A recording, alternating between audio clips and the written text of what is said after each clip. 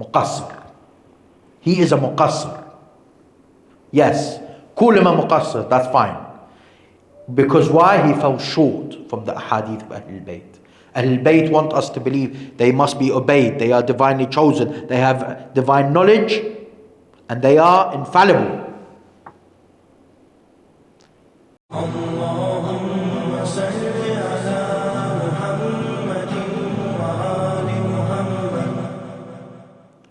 أعوذ بالله من الشيطان اللعين الرجيم بسم الله الرحمن الرحيم وبه نستعين وأفضل الصلاة والسلام على أشرف الخلق والمرسلين حبيب إله العالمين المؤيد أحمد أمجد أبو القاسم محمد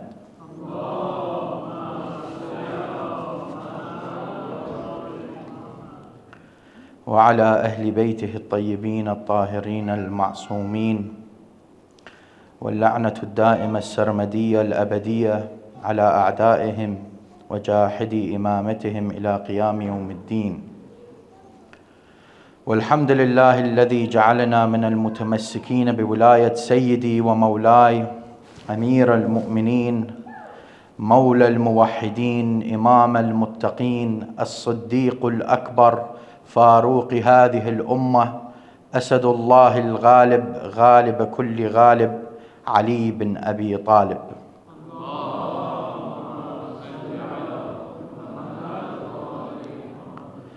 والحمد لله الذي هدانا لهذا وما كنا أن نهتدي لولا أن هدانا الله. أما بعد، يقول الله في كتابه الحكيم وهو أصدق الصادقين: بسم الله الرحمن الرحيم وكذلك جعلناكم أمة وسطا. صدق الله العلي العظيم.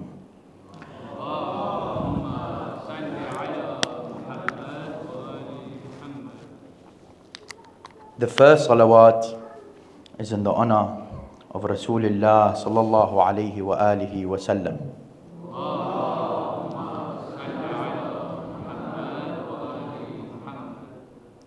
The second in the honor of Amir al-Mu'mineen Ali bin Abi Talib.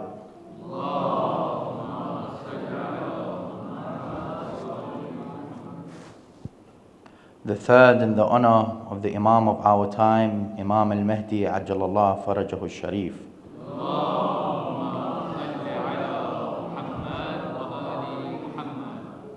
I want to greet you all with the Islamic greeting: Assalamu alaikum wa rahmatullahi wa barakatuh. I want to begin this discussion with some rhetorical questions. Questions that I want you to ponder over, think about, so that we can get to the actual point that we want to discuss. These questions that I'm going to ask, it's leading to a point where I want all of us to come to an agreement. Now, what I'm going to mention, if no one agrees on it, then maybe we're not Shia. So I'll ask you some questions. Do we want to follow our desires, or do we want to follow Ahlulbayt? Do we want to follow our culture, or do we want to follow Ahlulbayt? Do we want to follow our forefathers, or do we want to follow Ahlulbayt?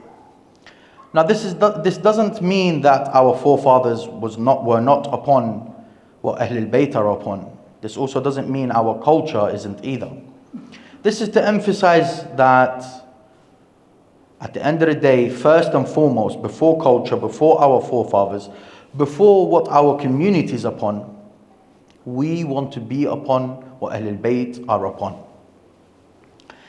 There's a hadith mentioned in the book Al-Kafi, our most authentic book of hadith. And by the way, brothers and sisters, if anyone has any questions, we'll leave it to the end. But if you feel like you misunderstood something or you want me to clarify, just put your hand up and we can do it as I'm talking. It's not a problem. But the questions, or if anyone wants to challenge anything I said, at the end, inshallah, no problem. So this hadith that's narrated with the chain of Al-Kulayni from Imam As-Sadiq alayhi salam.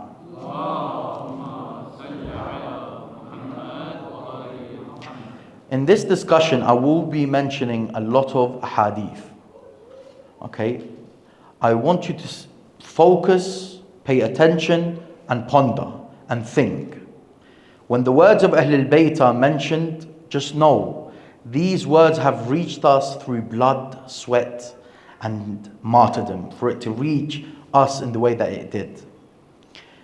So appreciate it, inshallah, when not just me, any speaker, any scholar, or anyone, any Shi'i, even if it's a child, when they mention the hadith of Ahlul Bayt, appreciate it.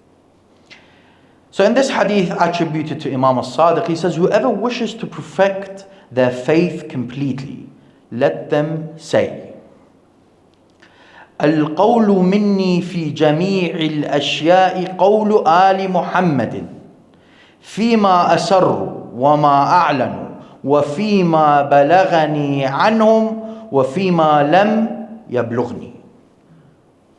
He says, whoever wishes to perfect their faith, say these words. And this is the guideline, the baseline of our discussion. This is where we all have to agree. The Imam says, my words. So he's saying, so we're saying it, he's teaching it to us, right? My words in all matters are the words of Ali Muhammad. Sallu ala Muhammad wa Ali Muhammad.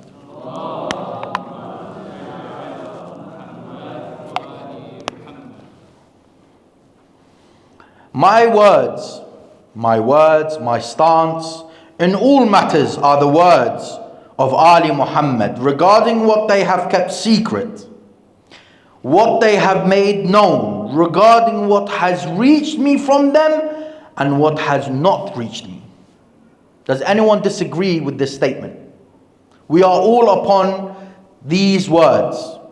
We want our matter in everything, in all matters, our life, in everything that we do, it's the way that Ali Muhammad want us to do. We do everything the way they want us to do. We pray the way they tell us to pray. We speak the way they tell us to speak. We drink, eat, stand, walk the way they tell us to walk and drink and everything else. So this is the baseline. So we all agree, no matter what side you're on, no matter what your opinion is, as a Shi'i, your stance must be, in all matters, the stance of Ali Muhammad. So today's discussion is about taqsir, so those that fell short when it comes to Ahlul Bayt, and those, the ghulat or ghulu, or those that went to the extreme. How do we identify these two different classes or stages, if you want to call it that? The first discussion, I'm going to break it down to what is ghulu and taqsir as a beginning part of the discussion. In Nahj al-Balagha, in a hadith attributed to Amir al-Mu'mineen, so we're trying to understand what is ghulu and what is taqsir. Okay? Taqsir, falling short, ghulu, going to the extreme. He says, alayhi salam, we, the members of the Prophet's family, are like the pillow in the middle. No one, I don't know who likes to sleep on the side of the pillow. I think everyone wants to sleep on the middle of the pillow. So he's saying this is where the comfort is. This is where it's good. We, the Ahlul Bayt, are like the pillows in the middle. He who lags behind has to come forward to meet it, while he who has exceeded the bounds has to return to it. Taqsir, ghulu. So as we go on with the discussion, we'll be able to identify and break down where ghulu is, where taqsir is. Shaykh al-Mufid, one of the classical scholars of the Shia, he has a book called Tasheeh al-I'tiqadat, where he says the extremists, so the ghulat, who outwardly profess Islam are those who attributed divinity, prophethood to the commander of the faithful and the imams from his descendants. They described them with virtues in religion and the dunya to which exceeded the proper limits, exceeding moderation. Such people are misguided disbelievers. He's doing straight kufr. He's excommunicating them. Upon whom the commander of the faithful ruled and with execution and burning by fire. The imams also judged them as disbelievers and as having departed from Islam. This is the ghulat. When it comes to taqsir, the word muqassir is only found, I only found it in one hadith. Now maybe that's just my lack of reading, but it's only found in one hadith. Ghulat is found in many ahadith. The opinion or the understanding of taqsir is of course found in our ahadith. For example, those that do not believe in the Imam of Ahlulbayt are muqassir. Let it be that they are from Ahlul Sunnah or from the Shia. Because now, it's become a bit of a trend. You hear these so-called speakers where they'll say to you, no, Ahlul-Bayt are not divinely chosen by Allah. No, they're ulama abrar, just righteous scholars. That's what they tell you. They are muqassir. They are from the muqassirah. That's who they are. So, I will break down taqsir in a second. Sayyid Muhammad Rida Sistani in his book Qabasat min Ilm al-Rijal. He has a book called Qabasat min Ilm al-Rijal. It discusses the science of evaluating the narrators of hadith, whether they are trustworthy or not. He says, however, the correct understanding, as pointed out by the esteemed scholar Al-Muhaqqiq al-Tustari, is that what is intended by this ghulu refers to the beliefs in the imams as possessing divinity or prophethood, or the belief that mere love for them suffices without the need to perform obligatory acts or to avoid major sins. Allah is a witness upon you, brothers and sisters. In our community, how many do we have? Now I don't need to pray. Why? I'm a Shi'i. This is from the ghulat.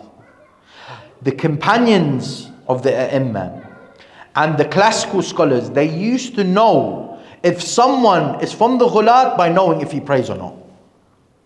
That was their sifa.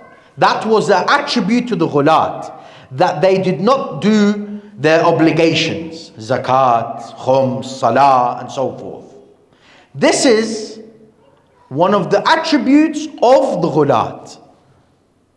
He continues, he says, this is supported by several narrations and a number of statements from the scholars.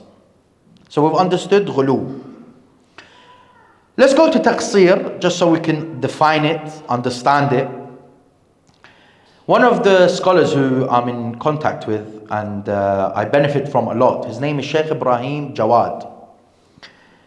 He's actually a scholar that studies in Qom. He's originally from Gaza, that became Shia. But he's truly one of the best scholars in hadith I've ever seen in the Shia world. Unbelievable. He knows the manuscripts, he knows the chains, he knows the content, he knows the books, and he's written a few books. They're all in Arabic. Unbelievable scholar, honestly. So I had a discussion with him. This is actually from his WhatsApp message that he replied with me. So I translated it. So he says, falling short, taqsir, generally refers to falling short of the necessary level of belief. What is necessary for us to believe? Imam, chosen by Allah. Imam, ma'soom. Imam is an imam, not a prophet, not a rasul. Imam is not partners with Allah. Imam does not give rizq. Imam does not revive the dead. Imam doesn't have control over the universe. And we'll get into that as well, inshallah. So he says, taqsir generally refers to falling short of the necessary level of belief. The necessary belief is the conviction that the Imams are divinely ordained to be obeyed. You have to obey them, and you have to believe that they must be obeyed. Whoever falls short of this is considered a muqassir. Because sometimes a brother would come forward and he would say, I find it hard, for example, to believe that the Imam has control over the atoms and the universe. Muqassir. Straight away. Based upon what? Who said he's a muqassir? Or someone else says to you, for example, I believe that the sun went back for Imam Ali. GHALI. No, who said that? This is something established in the books. This is something that we firmly believe. Even Ahlul Sunnah have narrated it. So he continues, he says, however, there is an issue regarding the inclusion of the Batriyya and the general public among them. So the general public, the Batriyya, are those usually considered are those that love Amir al-Mu'mineen, believe in Amir al-Mu'mineen, but also love the enemies of Ali Muhammad. Hasha lillah, that we believe that Ali bin Abi Talib alayhi salam is the divinely chosen Imam, but those that took the Khilafah are upon goodness too. They just made a mistake. This is not our aqeedah. It has never been our aqeedah. Make sure that they do not bring this virus into tashayyu'.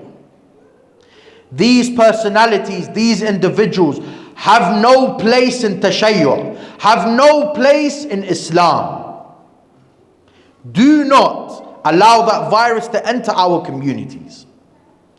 So let me just explain what he means. The general public among them, so Ahlul Sunnah. Usually the ulama wouldn't say they are muqassir, as put them in the group of taqsir.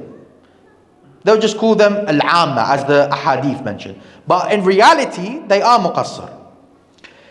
He says it appears that they are a group within the Shia who have deficiency in their knowledge of the Imams, particularly concerning their sciences and miracles. When we say that the Imam doesn't control the universe, the atoms and so on, they think that we just have this belief that, okay, yeah, he must be obeyed. He's a good human. No, I'm not saying that either. The Imam can do miracles, but that doesn't mean he has control over the atoms or the universe. The Imam can do karamat, he has karamat, but it doesn't mean that he controls everything and he can control the trees and the planets and so on. No, of course, if he requested from Allah with a dua that he wanted to bring back the sun like it was for Amir al-Mu'mineen, to show that he is the Imam as a miracle, of course. We don't have this shallow understanding, ma'rifah of the A'imma. No. Our riwayat are filled with this stuff, that they have divine knowledge, and they are the ones, through them we get the blessings of Allah subhanahu wa ta'ala. Yes, no problem. Finally, I just want to, there is this report, like I said to you, I only found one hadith that mentions the word al-muqassir or al-muqassira مثلا. So in this hadith in Basair al-Darajat is written by the companion of Imam al-Askari. His name is Muhammad bin al-Hassan al-Saffar. So he's an early scholar. He has a book called Basair al-Darajat. He says, with a reliable chain from Imam Abi Abdullah as-Sadiq alayhi salam, Allah has never left the earth without a scholar who knows the increase and decrease in it. Scholar here means Ahlulbayt, the Imams. Because in reality, we are all students, and the Imams are the real scholars. And so he says, the Imam, when the believers add something to the religion, he brings them back. The ghulat, what do? They went too much ahead. He brings them back. And when they fall short, the MUQASSIR, he completes it for them and says, take it in its complete form. So he says, don't just take 50% from me. I want you to imagine this. It's just a small example as a side note. The Imams are the guides. The MUQASSIR is miles behind him. And he can't see who's the guide. So that's why they go to different guides. And I always say, many of the Muslims went to Shafi'i, Imam Malik, Ahmad bin Hanbal. They went to Abu Hanifa. But the reality of it is, these personalities did what they could. Even if we say, Sallamna jadalan, we will compromise. They tried with their juhd to try to derive from the Quran and Sunnah what they can. I say to you, what's the need to go to these Imams or these so-called Imams when you have Muhammad bin Ali al-Baqir or Ja'far bin Muhammad al-Sadiq, who are not telling you what they're deriving from the Sunnah of Rasulullah. They are telling you the Sunnah of Rasulullah. They're not telling you what they, from their own opinion, what they're deriving from the Quran. They are telling you what the Quran actually means. Sallu ala Muhammad wa ali Muhammad.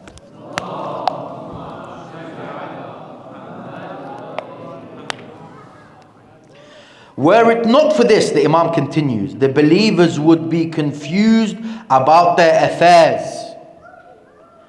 The ghulat are confused. The muqassirs are confused about their affairs and would not be able to distinguish between truth and falsehood. Allahu Akbar. Allahu Akbar. I will continue, inshallah. Another form of ghulu is this. There's a book called Rijal Al-Kashi, a classical work. He narrates with his chain, and it's considered reliable, from Imam Abil Hassan Al-Rida alayhi salam, where he says, along with him was Yahya bin Abdullah bin Al-Hussein, or some of the scholars will say it's not Al-Hussein, Al-Hassan. Yahya said, may I be your ransom? They claim that you have knowledge of the unseen. Are you listening, brothers and sisters? He's asking the Imam, may I be your ransom? They claim that you have knowledge of the unseen. The Imam replies, glory be to Allah. Place your hand on my head. He tells Yahya to place his hand on his head. For by Allah there is not a single hair left on my body or head that has not stood on end. Allahu Akbar. If the Imam was in front of us now, do we want him to feel like that? Imagine the narrator of hadith now, he's explaining to you what the Imam is saying. Look how he's saying my hair stood from just the question, just the fact that people are saying it. He said, the Imam replies, no, by Allah, it is nothing but a narration we inherit from the Messenger of Allah. Sallallahu alayhi wa alihi. Sallu ala Muhammad wa ali Muhammad. I must say, growing up, when Ahl Sunnah say to you, Yeah, but you guys believe the Imams have ilm al-ghayb. Like, yeah. This is what we've been taught. But the fact is, no. They do not have ilm al-ghayb. They have from ilm al-ghayb. You know, I remember one time I was discussing with a family member. He's from Ahl Sunnah. My family are not Sunnis, my family are Shia, but he's a Sunni for some reason. And we was discussing, and he goes, so he actually left Tashayyu' and became Sunni. But his Tashayyu' was more kind of culture rather than actual religion. Either way, I go, so, let's sit down, let's have a few drinks and discuss, why you left Tashayyu'. So he goes, well, I think you guys believe in kufr. Oh, okay, well, what's the kufr? He goes, you guys believe that the Imams have ilm al-ghayb, and that's only for Allah. It's true. Allah subhanahu wa ta'ala mentions that in the Quran. So I go to him, okay, no problem. So I said to him, does the day of judgment, will it happen? He goes, yeah. I go, is it from the knowledge of the unseen? He goes, yeah. I go, but you know that. He goes, yeah, because Allah told us. I said, oh, okay, no problem. I said to him, will the Mahdi come back, or will the Mahdi appear? He goes, yeah, of course, we believe that too. But it's ilm al-ghayb.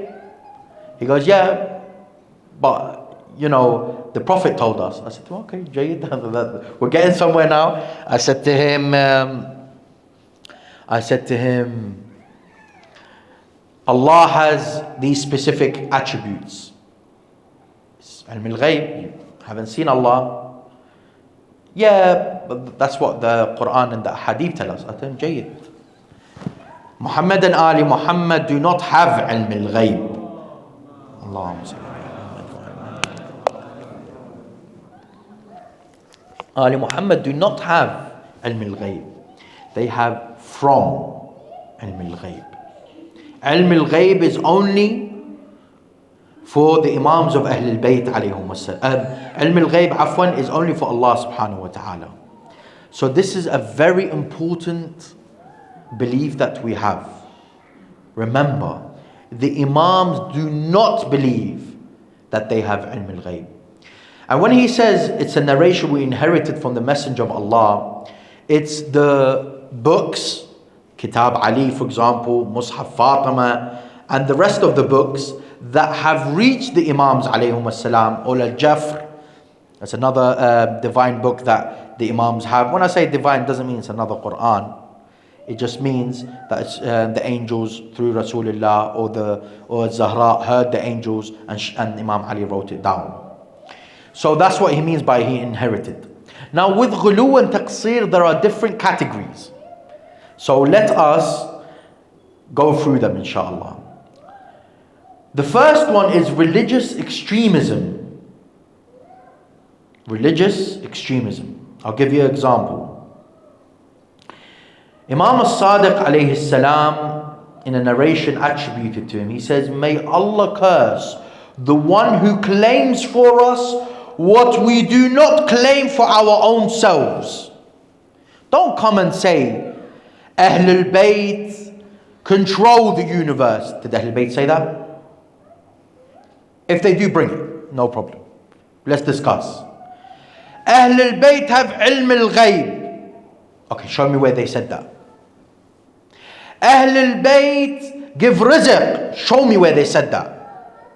This is very important. And you remember what we agreed upon in the beginning? Al-qawlu minni fi jami' al-ashya' qawlu Ali Muhammad. My words, my stance is the stance of Ali Muhammad. Yes? We want Ahlul Bayt. We want Ahlul Bayt. We don't want anything else. I want the stance of Ali Muhammad. If Ali Muhammad say they have ilm al-ghayb and it doesn't contradict the Quran, then Ahlul Bayt have ilm al-ghayb. But did they? That's the question. So he says, may Allah curse the one who claims for us what we do not claim for ourselves. This goes for the ghulat and this goes for the MUQASSIR.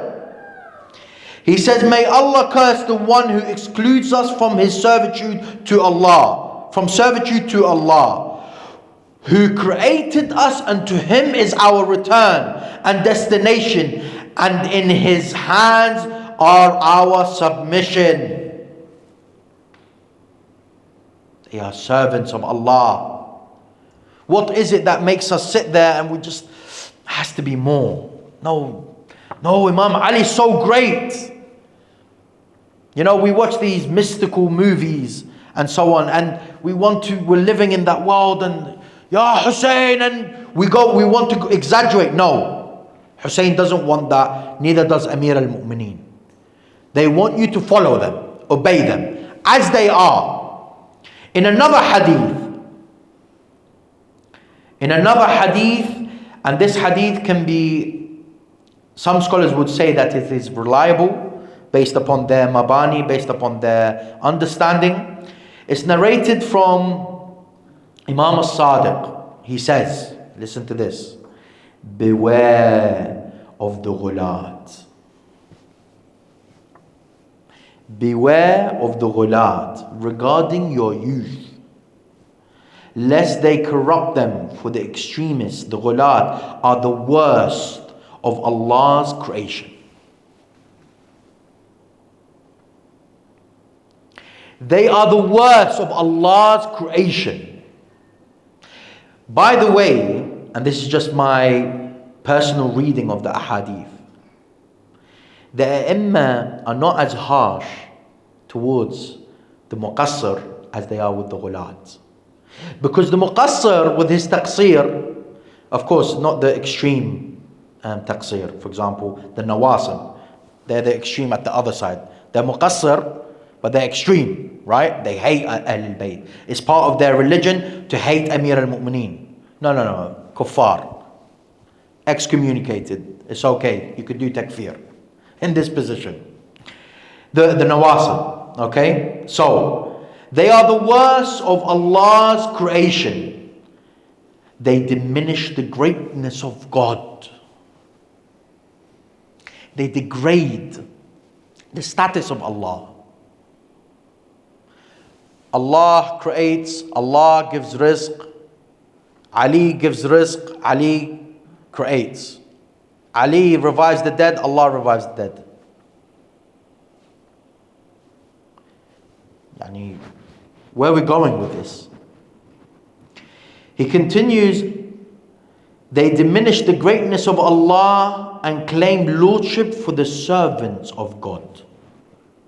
By God, the ghulat are the worse than the Jews, the Christians, the Zoroastrians, and those who associate partners with God. Sallu ala Muhammad wa ali Muhammad.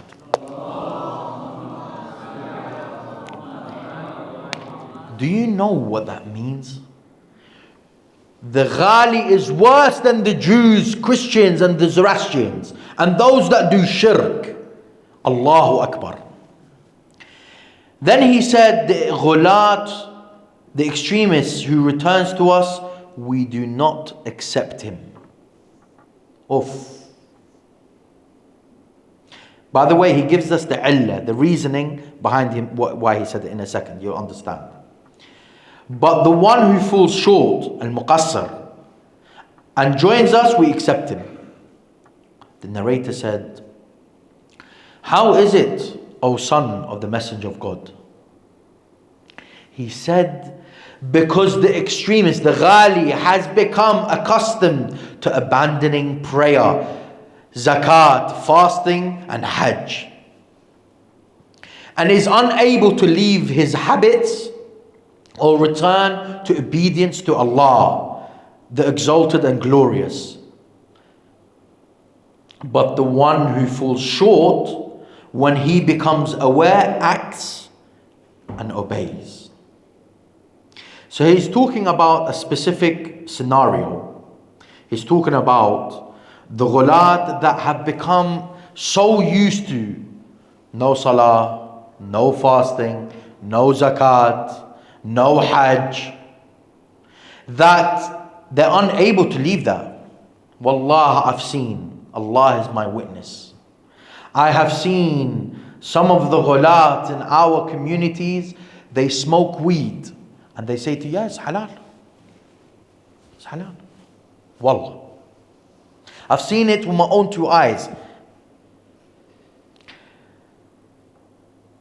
This narration that I just mentioned is narrated in the book Al-Amali by Shaykh Al-Tusi, just in case I missed it.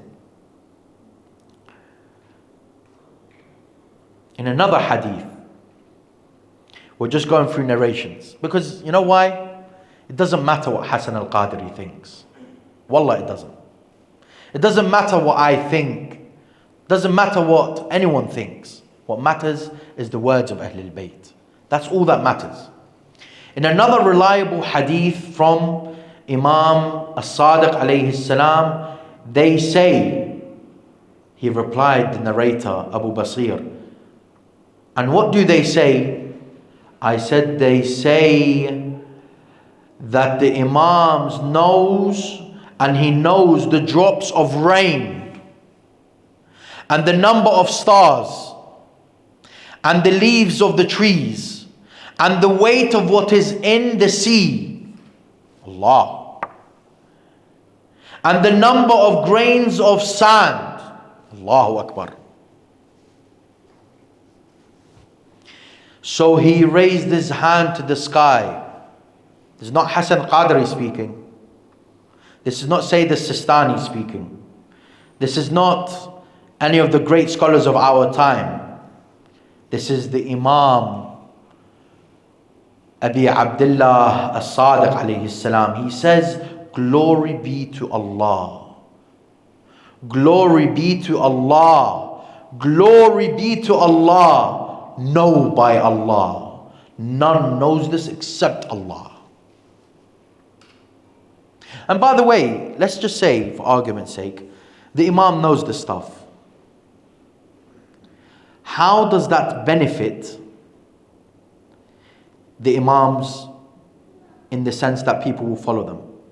If the Imam, by the way, wanted to know, to prove that he's an Imam, Allah will give him that knowledge. Of course. We're not MUQASSIR, where we say, no, the Imam could never. No, we're saying, if Allah wanted to give him that knowledge, He would give it to him. But the Imams themselves have said, no, we do not believe this. There is also the second category, political ghulu. Political ghulu. What does that mean? It means, for example, you have the Zaydiyah. A central belief of theirs is that revolt, constantly revolt. That's their history.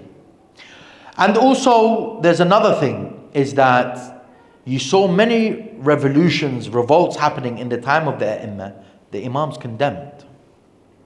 There's actually a discussion. I'm not saying I believe it. I'm not saying I agree with it. It is a discussion among the ulama, that Mukhtar al-Thaqafi is not upon goodness. Why? He revolted without Imam alayhi salam giving him the go-ahead. Now someone will bring me a riwayah saying Imam al-Sajjad was happy with what he done. Well, of course he's going to be happy with what he done, but it doesn't mean he gave him the leeway to go and do what he done, take revenge from the enemies of Ahlulbayt. Anyway, it's just a point of discussion. I'm not saying that this is true or not true. It's just information, inshallah, that can benefit us. So in a reliable hadith found in Uyun Akhbar al-Ruba. My brothers and sisters, this is a great book to have. If you want to learn about the king of Tus, the Imam of Mashhad, the king of Mashhad, then buy this book, Uyun Akhbar al-Ruba. You can find it in English. Brilliant book. It's about the life of Imam al-Ruba, his imamah, his discussions and debates. Anyway, it's a long hadith. I won't read all of it because I don't want to take up too much time. So, the servant of Imam al-Ruba, his name is Yasir. In the riwayat, in the hadith is called Yasir al-Khadim. Yasir, the servant. So he says, Zayd bin Musa. Zayd the son of Musa Al-Kadhim alayhi salam, the brother of Imam Al-Rida, rebelled in Medina. He put houses on fire and killed some people. That is why he is called Zayd An-Nar.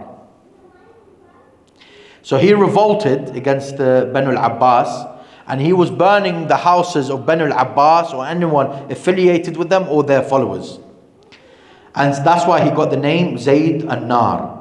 Then Al-Ma'mun had him arrested and brought to him. Then Al-Ma'mun ordered that Zayd be taken to Imam Al-Rida. Zayd is the brother of Imam Al-Rida. Al-Ma'mun, the Abbasi Khalifa, he brings him to Imam Al-Rida. Then Yasir, the servant, he said, when Zayd was taken to the Imam, Abu Hassan Al-Rida asked him, O Zayd, have the words of the narrators from Kufa made you so proud when they say Fatima maintained her chastity, thus God has forbidden the fire from touching her progeny? Sallu ala Muhammad wa ali Muhammad.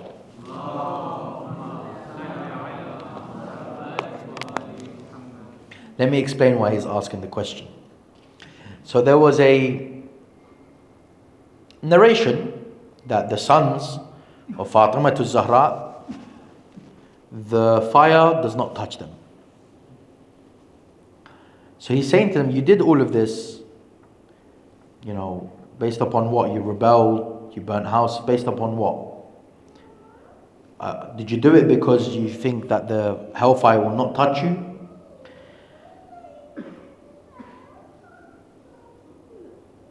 He says, by God this holds true. So the Imam continues, by Imam Al-Rida, by God this holds true only for Al-Hasan and Hussein and Fatima's own special offspring.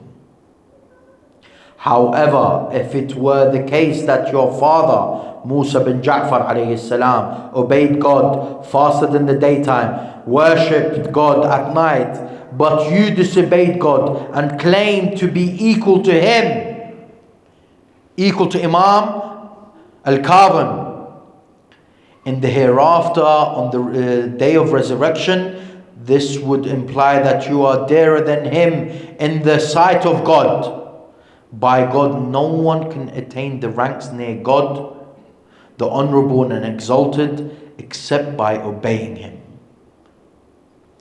And then he continues and he tells him, I'll continue the hadith actually. I think there's a part at the end I think that will be useful. He says, you are my brother. When you obey God, the honorable, the exalted, indeed, in the Holy Quran it says, and Nuh called to his Lord and said, my Lord, indeed my son is of my family.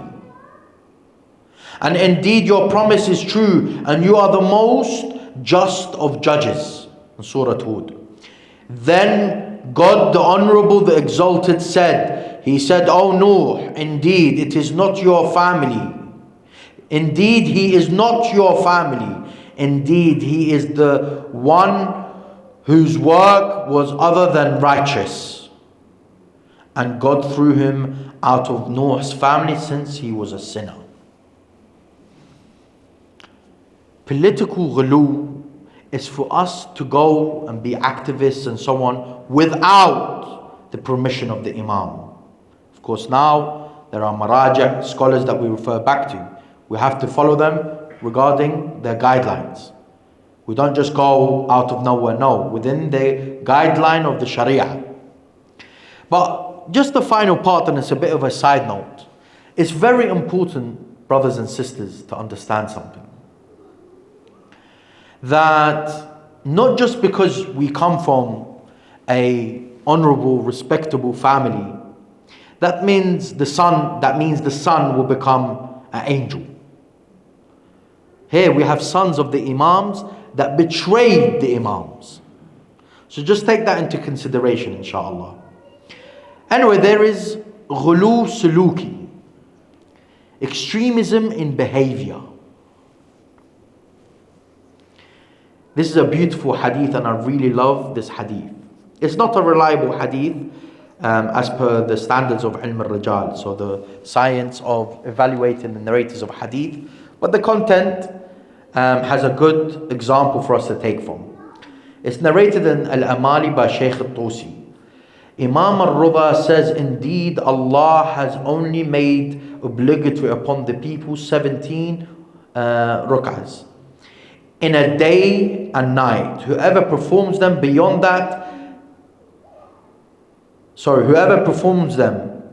Allah exalted and glorious will not question them about anything beyond that.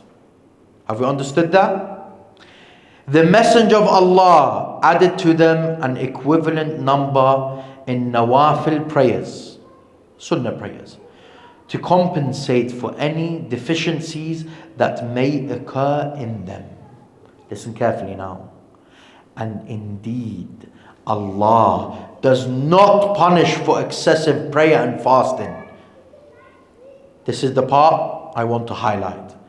But He punishes for going against the sunnah. We see this a lot in our community. Usually it's in the community of those interested in philosophy, irfan and so on. You tell them, Rasulullah, this is the sunnah. No, they want to do more. Okay. Well, Allah doesn't punish for excessive prayers and fasting. I say, if you come and you say, you know what, I want to pray 2 rak'at, fi sabilillah, no problem, beautiful. But when you have the niyyah, the intention that I am doing it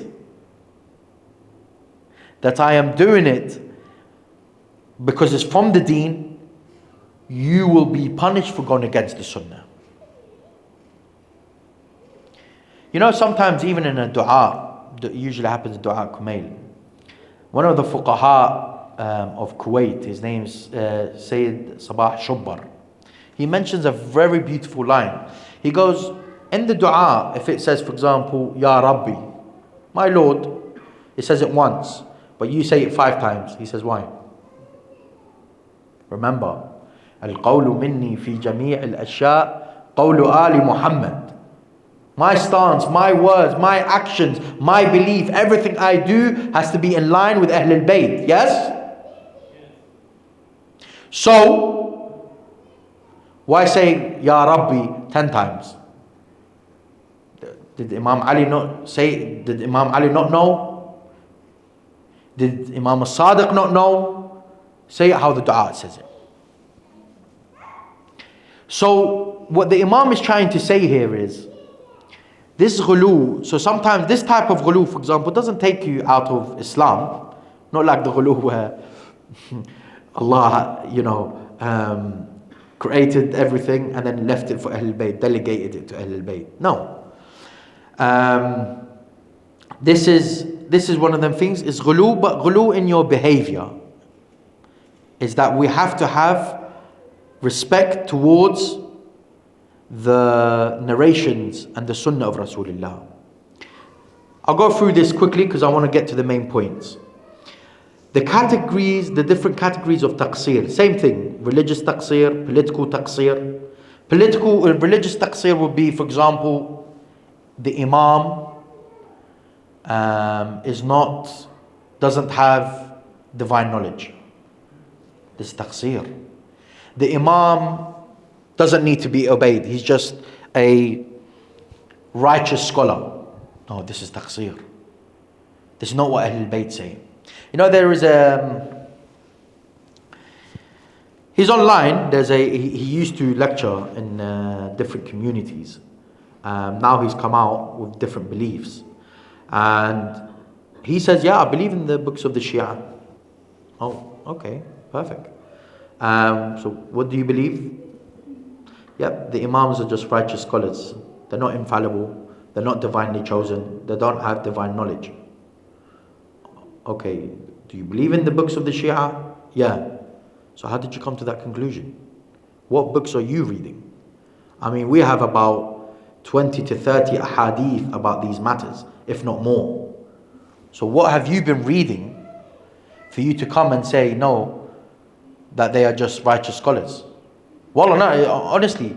And by the way, this is the way these deviants enter in our communities. MUQASSIR. He is a MUQASSIR. Yes, call him a MUQASSIR, that's fine. Because why? He fell short from the ahadith of Ahlulbayt. Ahlulbayt want us to believe they must be obeyed, they are divinely chosen, they have divine knowledge, and they are infallible.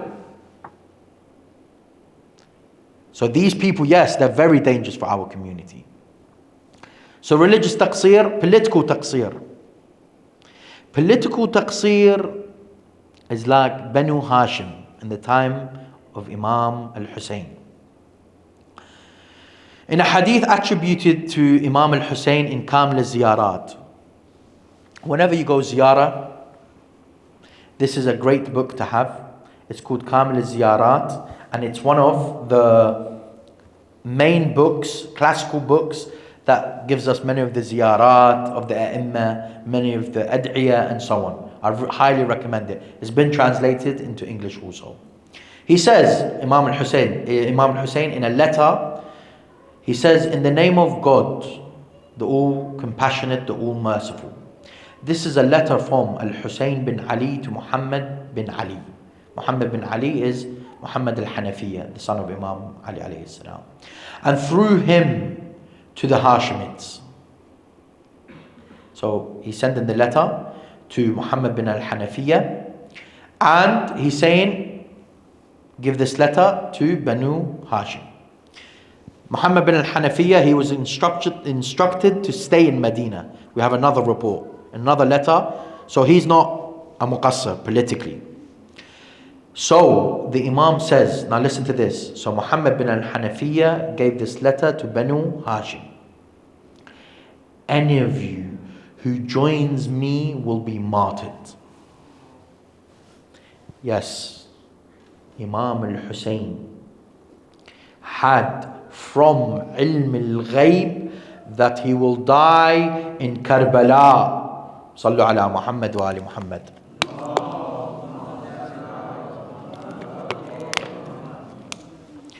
So yes, we don't reject that the Imams have from ilm al-ghayb. And Rasulullah sallallahu alayhi wa alayhi is the one that told Imam al-Hussein. So he says, and any of you who joins me will be martyred. Allahu Akbar. And those who turned away have not attained the victory. Peace be with you. True victory is with Muhammad and Ali Muhammad. True victory is to be behind Imam al-Hussein. True victory is for us to raise our hands to the heavens and call upon Allah subhanahu wa ta'ala to bring back our Imam. You want to see victory? You want to see justice? You want to see the man and the only man to be able to avenge and truly avenge Karbala? And you want that victory? Call upon Allah for the reappearance of Imam al-Hajjaj, Allah Farajul Sharif. Another one would be taqsir in your behavior. Taqsir in your behavior could also, the average Shi'i could fall into that. For example, the Imam says, you must do dua like in this specific way. He hasn't said it's the only way. But what has been narrated from the Imams alayhim salam is that we only know from these narrations that he did dua, for example, like this, for argument's sake. He says, for example, put your hands together, just for argument's sake. Okay, I haven't looked into this topic, I'm just as an example. Put your hands together. No, you want to do this, it feels better for you. No, follow Ahlulbayt. It's not about you or me. It's not about desires. It's not about your father, your mother. It's not about your grandfather. It's not about Hassan Al-Qadri. It's not about this scholar or that scholar. It's about Ahlulbayt, and we follow them. I'll read just 2-3 hadith. Brother Hassan is giving me that look, so I won't take up too much time. The dangers of ghulu and taqsir. The dangers. In a hadith that is considered reliable, he says, one of our companions asked him, Yunus bin Abd al-Rahman. Yunus bin Abd al-Rahman is one of the companions of Imam al-Rida alayhi salam, one of the most important companions. While I was present, so someone asked him, a companion asked Imam al-Rida while I was present with Imam al-Rida. Imam al-Rida said, verily, Abu al-Khattab. Abu al-Khattab was the leader of the Ghulat. So there was some confusion in the time of Al-Baqir and As-Sadiq, where it seems like the Ashab, or some of the companions that didn't have the correct ma'rifah, the correct knowledge of the Imam, where they got confused with something. Because we believe that the Imams receive divine inspiration, right? Ilham. They can hear the angels. They got confused, some of them, but this is the point now. So obviously it's a problem that they got confused, but it's a bigger problem that they continued with it. Is that they believed that the Imams alayhum as-salam were prophets. That's where it comes from. This is from my own personal research. I've even seen the likes of Hajjaj bin Yusuf al-Thaqafi, the Umayyad leader in Kufa, and even in the time of Banu al-Abbas, they used to tell the Shia, go back to your prophets. So it will be a Shi'i, he believes in the Imam, he'll tell him, go back to your prophets. Because it seems like they got confused too. But what Abu al-Khattab did, this is just a reading, by the way. I might be completely wrong. Maybe he just made it up and just wanted to believe in it. But it seems to be this is the reason behind it. He believed in it. He had the confusion. The Imam told him it's wrong. He still continued. He went from the Imams being prophets to Imams being gods to Imam, and then he just confused it all together from beginning to the get-go. But listen to the danger. Abu al-Khattab lied about Abi Abdullah. May Allah curse Abu al-Khattab. And likewise the companions of Abu al-Khattab, they inserted these narrations in the books of the companions of Abu Abdullah or Abi Abdullah till this day. Do you know what that means? He used to take the books of the actual righteous companions of the A'immah, alayhum as-salam. Our hadith did not reach us the same way that Ahlul Sunnah reached them. For them it was through oral transmission. For us it was written. So he used to take the books of the companions of the Imams and put inside it, insert inside it he lies against the Imams. For example, the Imam saying, I'm God, I'm this, I'm that. And these books would be promoted, given out to the Shia. So one of the biggest fights of Imam Al-Baqir and As-Sadiq alayhum as-salam was the Ghulat. They caused them so much trouble. And by the way, this is why it's so important, my brothers and sisters, that we do not just take any hadith just like that. We do not have one book, everything in it is authentic. We're not like Ahlul Sunnah. We discuss first, who is the author of the book? Can it be attributed to this author? Is this author trustworthy or not? Then we look at the chains of this author and him going back to the A'imma. If you read any books of hadith, it would always say, for example, I'll give one from the top of my head. Sheikh Muhammad bin Yaqub al-Kulayni narrates from Ali bin Ibrahim bin Hashim, who narrates from his father Ibrahim bin Hashim, who narrates from Muhammad bin Abi Umayr, who narrates from Hisham bin al-Hakam, who narrates from Abi Abdullah Ja'far bin Muhammad al-Sadiq. Sallu ala Muhammad wa ala Muhammad.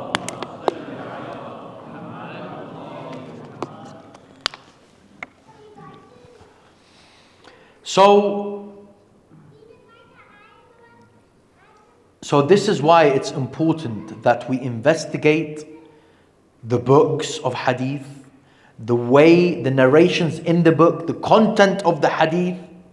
We don't just take any hadith. Even if it's sahih, it doesn't mean that it's accepted. One of the scholars that's considered to be one of the strictest in the study or the science of ilm al-rijal, again, for those that didn't understand it, I'll say it again. Ilm al-rijal is the science that investigates the narrators of hadith, whether they are trustworthy or not. That's the definition. Sheikh Asif Muhsini, he has a book called Mu'jam Ahadith al-Mu'tabara. So it's a 8-volume, if my memory serves me right, 8 volumes, and he's gathered all of the narrations from the books that he believes are trustworthy, that have reliable narrators. But even in that book, Sheikh Asif Muhsini says, yes, this hadith is reliable, but it goes against the Quran. Why? Because the Ahlulbayt alayhim as-salam gave us principles on how to accept and not accept. For example, one of them is that if it goes against the Quran and the established Sunnah, we don't accept it. So I just thought I'll explain that because it's very important. Lastly, how to tackle ghulu and taqsir. In Rijal al-Kashi, one of the classical sources, by the way, amazing book, it's currently being translated. For me, it's my favorite book of hadith. Why? It tells us the stories of the companions of the Imams. It discusses different biographies of the companions, and it's honestly, you start to see how much they went through so that these hadith reach us. So he narrates with his chain from Imam As-Sadiq alayhi salam. So he says Imam As-Sadiq mentioned the followers of Abu al-Khattab and the Ghulat, because there were other Ghulat. It wasn't just Abu al-Khattab. You had other groups that were upon ghulu. Abdullah bin Saba, I'm sure you've heard it. Apparently we came from a guy called Abdullah bin Saba. He was a Jew, then he believed in the divinity of Imam Ali and so on. Which it's a funny one, by the way. They tell you that we came from a man called Abdullah bin Saba, a Jew. But then in our books, Imam Ali is burning him for having beliefs that are incorrect. He believed in the divinity of Imam Ali. So you think, okay, so my religion came from this person, but then he's getting burned. Makes a lot of sense. Thank you very much. So anyway, he says they mentioned the Abu al-Khattab and the Ghulat, and he said to me, "Oh Mufaddal," it's Mufaddal bin Yazid, just in case Ala gets upset. Mufaddal bin Yazid, he says, "Oh Mufaddal, do not sit with them, do not eat with them, do not drink with them, do not shake hands with them, and do not inherit from them." Boycott. Of course, you sit down, brother, this is ghulu because of 1, 2, 3, maybe have a few discussions. They don't understand, boycott. We don't play around when it comes to the ghulat. There's no place to play games with them. This is a matter of deen, the deen of Allah. We need to have izzah and karama. We need to have honor and dignity for our deen. Yes, they will get boycotted, Do not eat with them, shake hands with them, nothing. Don't take anything from them. The last one, and this is the one that I will finish on. I'll be honest, I gathered a lot of ahadith, but I don't want to take up, so inshallah we can open the floor for questions. So this hadith can be found in Uyun Akhbar al-Rudha. The chain, by the standard of some scholars, is considered reliable. It said, please listen carefully, my brothers and sisters. Ibrahim bin Abi Mahmud, he said, I said to Ar-Rudha alayhi salam, O son of the Messenger of Allah, we have narrations regarding the virtues of Amir al-Mu'mineen. Beautiful. Anyone have a problem with that? We have virtues, fada'il of Amir al-Mu'mineen. And your virtues, O Ahlulbayt, but they are narrated by your opponents. Highlight opponents. And we do not find similar narrations from you. Should we rely on them? Let's break down the hadith. Sallu ala Muhammad wa ali Muhammad.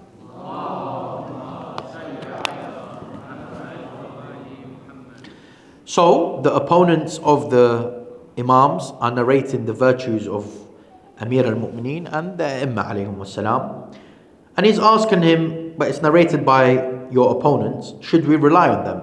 He replied, the Imam, O Ibn Abi Mahmud, my father narrated to me from his father, from his grandfather, that the Messenger of Allah sallallahu alayhi wa alihi wa sallam,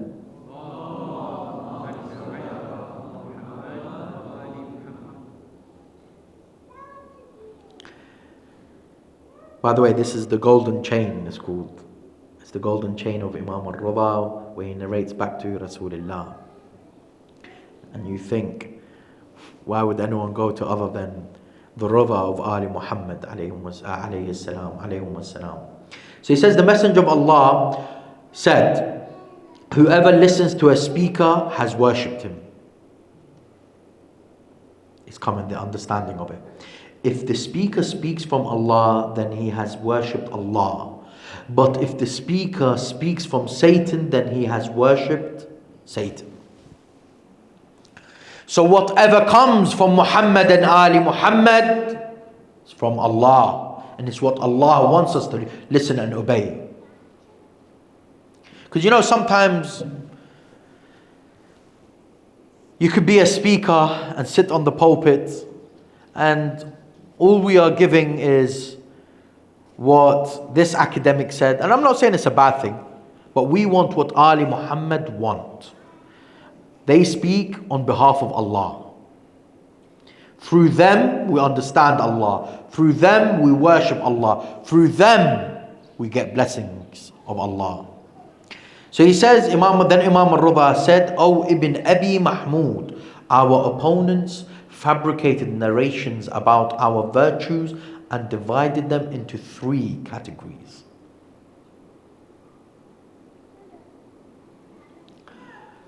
So, 3 categories. The opponents of Ahlulbayt narrated narrations about their virtues and is divided into 3 categories. 1, ghulu regarding us. 2, taqseer of our status.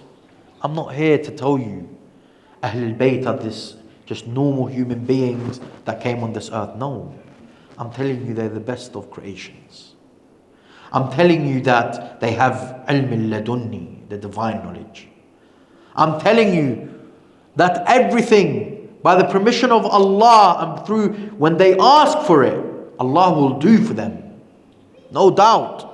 So people don't think that there is any taqseer here. 3, explicit mention of the flaws of our enemies.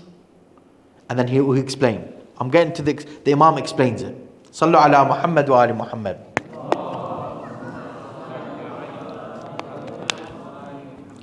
When the people hear the exaggerations, the ghulu about us, they listen to this. Wallah, this is so true. Wallah, this is so true. When the people hear the exaggerations about us, they accuse our Shia of disbelief. Ya Shia. When you go on social media, on the pulpit, and then you start saying the Imam has ilm al-ghayb, the Imam is this, and you're giving him attributes that's only for Allah, you're making them do takfir of us for no reason. And when they make takfir of us, it's dangerous. That means your blood has become halal. Look at our brothers and sisters in Pakistan. Look what was happening, right? What was it, only a few weeks ago or something, or maybe a month or two. Your blood is halal. You're a Shia, you're a kafir. That's what they will say to you. So he says, when people hear the ghulu about us, they accuse our Shia of disbelief and attribute divinity to us. When they hear the taqseer of our status, they believe it about us. And when they hear the flaws of our enemies mentioned, listen clearly here, mentioned by name. I've seen some people try to use this hadith to say that the Imams never mentioned the enemies of Ahlulbayt alayhim salam by name. That's not what the hadith is saying. He said if the narration is from our opponents. And that's why it's so important to study the science of ilm al-rijal. So that I know not only is this person trustworthy, within ilm al-rijal we also study what theological school does he belong to. Is he Imami Ithna Ashari? Is he Ismaili? Is he Zaydi? Is he from Ahl Sunnah? Who is he? So if we see where a opponent of the Ahlulbayt alayhim salam, and he says قال الرضا alayhi salam, that fulan and fulan, and he mentions them by name, are kuffar. If the narrator of the hadith is an opponent of the A'imma, then it falls into this category. Does everyone understand me, inshallah? They slander us by name. Allah the Mighty and Majestic said, do not insult whom they invoke besides Allah, lest they invoke Allah out of hostility without knowledge. وَلَا تَسَبُّونَ الَّذِينَ يَدْعُونَ اللَّهَ بِغَيْرِ عِلْمٍ لَيْسُبُّونَ اللَّهَ عَدْوًا بِغَيْرِ عِلْمٍ. وَلَا تَسَبُّونَ الَّذِينَ يَدْعُونَ اللَّهَ, I forgot the ayah now. صَلَّى عَلَى مُحَمَّدٍ وَآلِ مُحَمَّدٍ.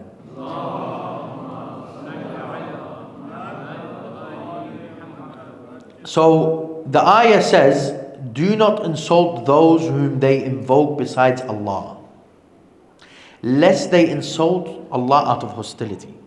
So don't come to the mukhalifeen and fuel them.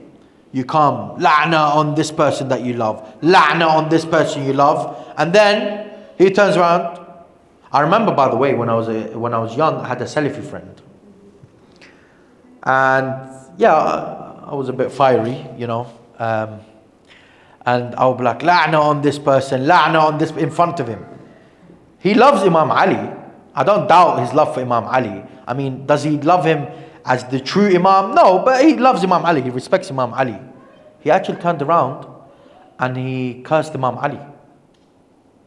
And I remember I grabbed him and then they had to split us apart. So, don't insult or curse and then not expect them to start cursing back. Because now what's been happening is, you curse XYZ, do you know who they're starting to curse now? It's been going on for years. Sayyidah Narjis, the mother of Imam al-Mahdi. If you look truly, like in public I'm talking, about 20, 30 years ago, this was never a theme for Ahl Sunnah to do that. But now they do it. Wallah, they use language. I can't even say it to you now. Just to finish off, O Ibn Abi Mahmud, when people deviate to the right or left, remain steadfast on your path. They go ghulu, they go taqsir, you stay in the middle. We are the people of balance and moderation. Whoever adheres to us, we will adhere to them. And whoever separates from us, we will separate from them. The least that takes a person out of faith is for him to say about a pebble, this is a date seed, and to believe in it while disassociating himself from those who oppose him. O Ibn Abi Mahmud, preserve what I have told you, for I have gathered in it the good of this world and the hereafter for you. Just before I conclude, this is another form of ghulu. You love this scholar so much, you base your whole tabarri and love on who you should love and who you should disown based upon who loves this scholar. If you don't like what he says, you are a deviant. How many times have we seen that in our communities? He's just a scholar. I said, okay, if he insulted him and he's a believer, I get it. But if he's saying, no, I don't like what he says, I disagree. Okay, you don't disown the person based upon personalities. Truth, as the ahadith mentioned, truth is not known by men. Know the truth first, then you know who abides by it. Don't base your tabarri and your tawalli based upon individuals. هذا وصلى الله على سيدنا محمد وأهل بيته الطيبين الطاهرين.